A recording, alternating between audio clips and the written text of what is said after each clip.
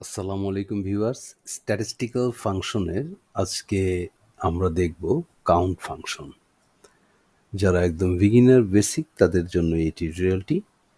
Count function কি করে গণনা করে।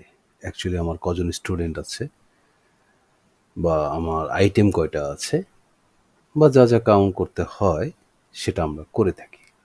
ওকে, তো এখানে যদি আইডি আমরা কাউন্ট করি যে কতজন স্টুডেন্টের আইডি এখানে আছে, তাহলে আমরা কি করব? প্রথমে কাউন্টকে কল করব। কাউন্ট ভ্যালু চাচ্ছে, আমি যদি এই সেলের ভ্যালুটাকে সিলেক্ট করি, দেন কমা, তারপর আরেকটি কমা, আরেকটি কমা, আরেকটি, এভাবে করে যদি আমি প্রত্যেকটিকে কমা দিয়ে দিয়ে সিলেক্ট করি, দেন ব্র্যাকেট ক্লোজ, এন্টার, আমি পাবো যে 10টা আইডি এখানে আছে, তার মানে 10 জন স্টুডেন্ট। ওকে, আরেকটা ভাবে করা যায়, সেটা হলো কি, আমি যদি এখানে দেখি, আমরা ইকুয়াল টু কাউন্টকে কল করব, করে আমি এই রেঞ্জটা সিলেক্ট করে দিব।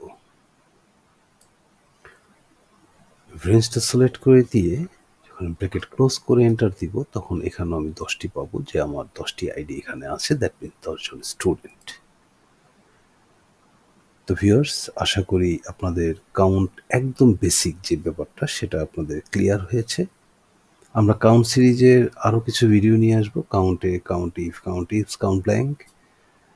আশা করি আমাদের পাশেই থাকবেন, আমাদের টিউটোরিয়ালগুলো দেখবেন, ভালো লাগলে কমেন্ট করবেন, কোনো কোশ্চেন থাকলে কমেন্টে জানাবেন, চেষ্টা করব উত্তর দেওয়ার জন্য। সে পর্যন্ত ভালো থাকবেন, সুস্থ থাকবেন।